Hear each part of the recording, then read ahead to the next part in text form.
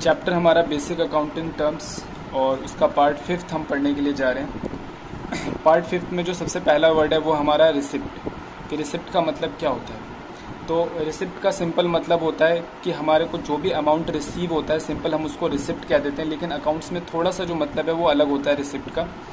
Receipt is the amount received, कह रहा है कि वो पैसा जो हमें रिसीव हो गया, और रिसीवेबल या जो पैसा हमने कमा लिया और हमें मिलना है तो उसे भी हम रिसिप्ट में डालते हैं। फॉर एग्जांपल हमने गुड्स सेल करा 10,000 का और हमें पैसे मिल गए तो वो हमारी रिसिप्ट है, यानी हमने पैसे रिसीव कर लिए।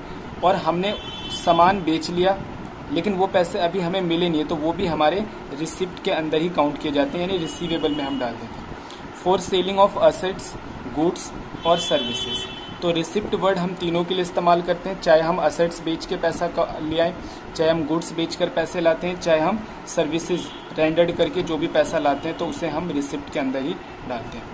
अब जो रिसिप्ट होता है उसको हम दो तरीके से क्लासीफाई करते हैं, एक होता है हमारा रेवेन्यू रिसिप्ट और एक होता है हमारा कैपिटल रिसिप्ट। जो रेवेन्यू रिसिप्ट होता है और कैपिटल रिसिप्ट होता है, इनके अंदर क्या डिफरेंसेस होते हैं वो थोड़ा सा हम समझते हैं। सबसे पहले रेवेन्यू रिसिप्ट की डेफिनेशन क्या है। It is the amount received और receivable in the normal course of the business.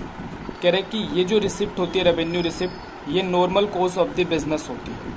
से against the sale of goods, rendering of the services. जैसे कि एक मोबाइल डीलर है, सेल फोन का जो डीलर है, अगर वो सेल फोन बेचकर जो भी पैसा कमाता है तो वो उसकी रेवेन्यू रिसिप्ट है।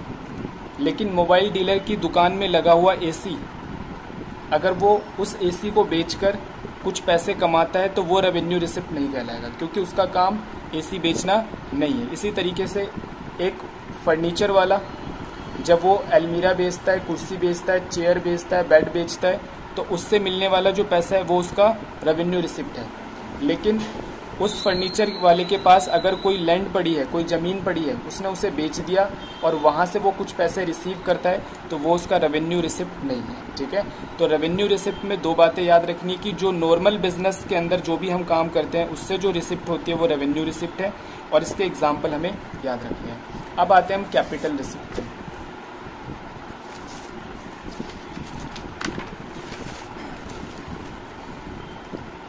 कैपिटल रिसिप्ट के अंदर क्या क्या कहता है। It is the amount received और receivable against the transaction which are not the revenue in a nature. कह रहे कि ये रेवेन्यू नेचर की ट्रांजेक्शन से नहीं आती ये रिसिप्ट। कह रहे कि एग्जाम्पल, अमाउंट रिसीव्ड और receivable in the sale of the machinery, building, furniture, investment, loan. ठीक है, इनसे आने वाला जो पैसा है वो हमारा कैपिटल रिसिप्ट का होता है। तो हमें ये बात भी याद रखनी कि जो रेवेन्यू रिसिप्ट का पैसा होता है वो रेगुलर बेसिस पर हमारे पास आता रहता है। ठीक है, और जो कैपिटल रिसिप्ट होता है वो हमारे पास रेगुलर बेसिस पर ये पैसा नहीं आता है। ठीक है, नेक्स्ट नंबर पे है हमारा इनकम, कि इनकम का मतलब क्या होता है। It is the amount earn during an accounting period. कह रहे कि एक अकाउंटिंग पीरियड के अंदर हम जितना भी पैसा कमाते हैं वो हमारा इनकम कहलाता है। और इनकम कैसे निकाला जाता है, revenue minus expenses.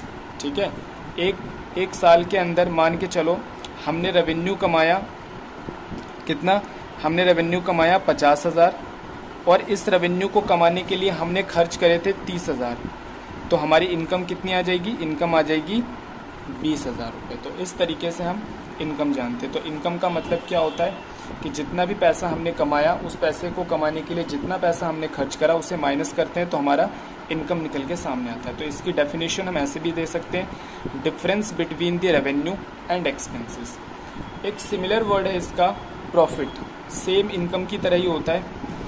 Profits means income earn by the business. कह रहे हैं कि बिजनेस ने जितना भी इनकम कमाया है वही बिजनेस का प्रॉफिट होता है। इट्स ऑपरेटिंग एक्टिविटीज़, अपनी ऑपरेटिंग एक्टिविटी से। Example, profit from sale of goods, rendering of the services. कह रहा है कि गुड्स और सर्विसेज को बेचकर जो भी पैसा हमने कमाया वो हमारा प्रॉफिट कहलाता है। तो इनकम और प्रॉफिट्स जस्ट सिमिलर वर्ड्स हैं दोनों। अब आता है कि हमने प्रॉफिट को कितने पार्ट्स में कैटेगराइज किया हुआ है। तो हमने दो तरीके से इन्हें कैटेगराइज किया हुआ है, एक होता है ग्रॉस प्रॉफिट, एक होता है नेट प्रॉफिट। तो जो ग्रॉस प्रॉफिट होता है उसमें हम रिसिप्ट में से सिर्फ डायरेक्ट खर्चे माइनस करते हैं। अब ये डायरेक्ट खर्चे इनडायरेक्ट खर्चे कैसे होते हैं, ये क्या होते हैं, ये मैं आपको ज़्यादा भी नहीं समझा पाऊंगा क्योंकि ये आगे की बात है। हम एक चैप्टर पढ़ेंगे फाइनल अकाउंट, वहाँ पर हम समझेंगे कि डायरेक्ट कॉस्ट इनडायरेक्ट कॉस्ट ये सारी चीज़ें क्या होती है। तो हमें इसमें याद रखना है कि जो ग्रॉस प्रॉफिट होता है वो कैसे निकलता है। रेवेन्यू रिसिप्ट में अगर हम डायरेक्ट कॉस्ट माइनस करते हैं तो ग्रॉस प्रॉफिट आता है, और हम ग्रॉस प्रॉफिट के अंदर जब हम इनडायरेक्ट इनकम प्लस करते हैं और इनडायरेक्ट एक्सपेंसेस माइनस करते हैं तो हमें नेट प्रॉफिट मिल जाता है। तो ये प्रॉफिट्स और इनकम की बात थी। नेक्स्ट वर्ड है हमारा गेन। गेन का मतलब क्या होता है, गेन थोड़ा सा हम समझ लेते हैं। मैं एक छोटा सा एग्जांपल लेकर आपको गेन का मतलब समझाता हूँ। जैसे कि एक सेल फोन डीलर जो होता है, मोबाइल फ़ोन बेचने वाला जो पर्सन होता है, वो सेल फोन बेचकर जितना भी पैसा कमाता है या जितना भी फ़ायदा कमाता है वो उसका प्रॉफिट है या इनकम है। लेकिन सेल फोन वाले ने अचानक अपना कोई एसेट्स बेच दिया, जस्ट लाइक उसके पास एक बड़ा सा काउंटर था, अच्छा सा काउंटर था, अब वो काउंटर चेंज करके नया काउंटर लाना चाहता है, तो जो उसने पुराना काउंटर था वो बेच दिया, उससे उसको कुछ फ़ायदा हो गया, तो वो क्या कहलाएगा, गेन कहलाएगा।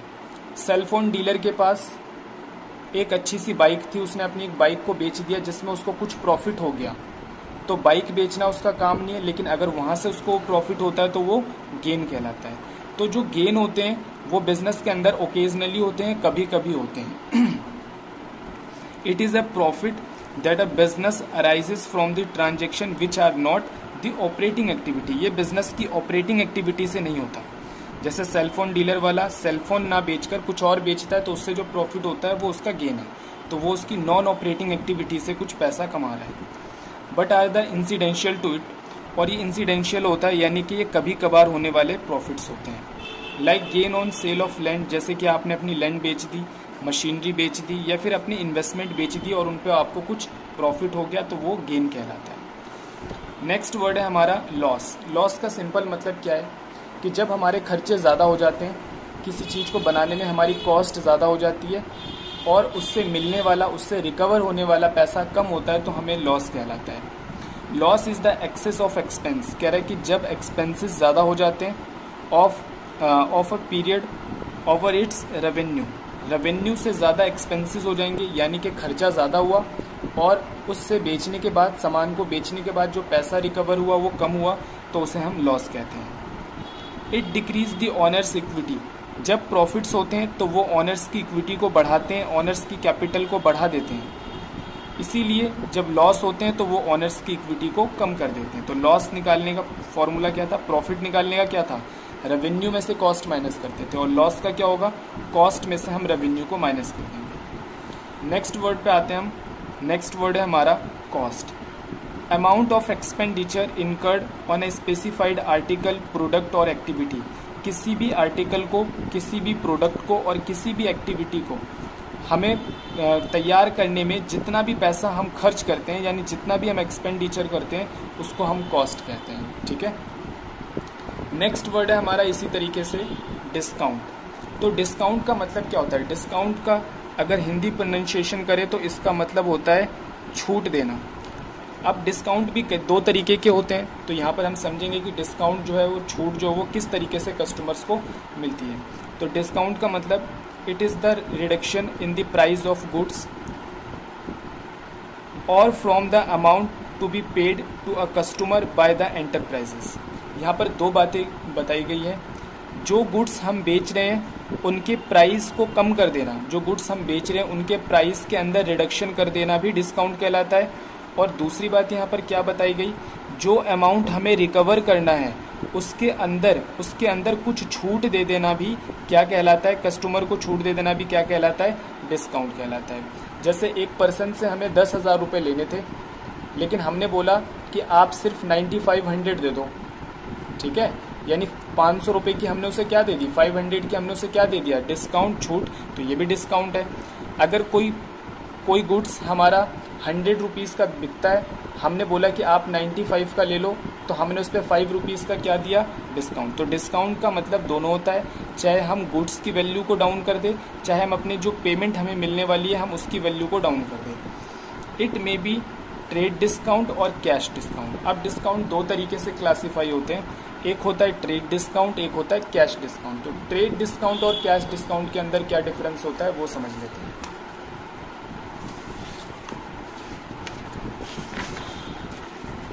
जो हमारा ट्रेड डिस्काउंट होता है बच्चों, उसको समझते हैं पहले, फिर हम कैश डिस्काउंट को समझेंगे। It is the reduction in the price by the seller to the purchaser of the goods when they buy goods of the certain quantity और वैल्यू। कह रहे हैं कि जब एक सर्टेन क्वांटिटी और एक सर्टेन वैल्यू में सामान को खरीदा जाता है तो उस पर जो डिस्काउंट दिया जाता है उसे हम ट्रेड डिस्काउंट कहते हैं। एग्जाम्पल के तौर पे हमने कंडीशन लगा दी कि आप 1 लाख रुपए से ज़्यादा का सामान अगर खरीदोगे तो हम आपको 5% की छूट देंगे। तो ये जो छूट होती है, ये जो डिस्काउंट होता है, ये सारे पर्सन को दिया जाता है, ठीक है। या फिर हमने किसी पर्सन को बोल दिया कि आप हमारी 10,000 से ज़्यादा की क्वांटिटी खरीदोगे। जैसे अगर मैं चेयर बेचता हूँ, मैंने बोला कि अगर आप 10,000 से ज़्यादा चेयर खरीदोगे तो हम आपको 10% की छूट देंगे हर चेयर पे, ठीक है। तो ये जो डिस्काउंट है, ऐसे डिस्काउंट को हम ट्रेड डिस्काउंट कहते हैं। ट्रेड डिस्काउंट की 1-2 पहचान होती है। ट्रेड डिस्काउंट सभी व्यक्तियों को दी जाती है जो भी उस क्वांटिटी को, हमारी बताई हुई क्वांटिटी को या हमारी बताई हुई वैल्यू के अनुसार चीज़ों को खरीदता है। Not recorded in the books of account, क्योंकि ये डिस्काउंट जनरली सभी को मिल जाता है। जितनी वैल्यू हमने बताई है उस वैल्यू से ज़्यादा खरीदने पर या उस क्वांटिटी से ज़्यादा खरीदने पर, तो इसलिए हम इसको बुक्स के अंदर कभी भी रिकॉर्ड नहीं करते हैं। तो आपको ये बात याद रखनी है कि ट्रेड डिस्काउंट का जो लेना देना होता है वो क्वांटिटी और वैल्यू से होता है और इसको हम कभी भी अपने बुक्स के अंदर रिकॉर्ड नहीं करते हैं। नेक्स्ट वर्ड है हमारा cash discount. It is the discount allowed for timely payment. इसमें एक वर्ड आता है टाइमली पेमेंट। इसका मतलब क्या है कि हमने किसी से 10,000 रुपये लेने थे, 2 महीने के बाद हमने बोला कि आज तू हमें कुछ पैसे दे दे, आज हमें अगर तू पेमेंट करता है तो हम आपको 10% की छूट कर देंगे, यानी कि आपको 9,000 रुपये देने पड़ेंगे। तो ऐसा जो डिस्काउंट होता है, जो टाइमली पेमेंट देने पर दिया जाता है, उसको हम लोग कैश डिस्काउंट कहते हैं। It is an expense for allowing the party, और ये बिजनेस का एक्सपेंस माना जाता है। हमें याद रखना होगा कि जो ट्रेड डिस्काउंट है वो हम एक्सपेंस नहीं मानते, लेकिन जो कैश डिस्काउंट है वो एक्सपेंस माना जाता है। और इसे एक्सपेंस मानते हैं, इसलिए हम इसको बुक्स के अंदर भी क्या करते हैं, हमेशा रिकॉर्ड करते हैं। इसे बुक्स के अंदर रिकॉर्ड किया जाता है। तो ट्रेड डिस्काउंट, कैश डिस्काउंट, वो आपको याद रखना है। कैश डिस्काउंट जो होता है वो जब हमारा जो डेटर होता है हमें टाइम से पेमेंट करता है तो हम उसको कैश डिस्काउंट देते हैं।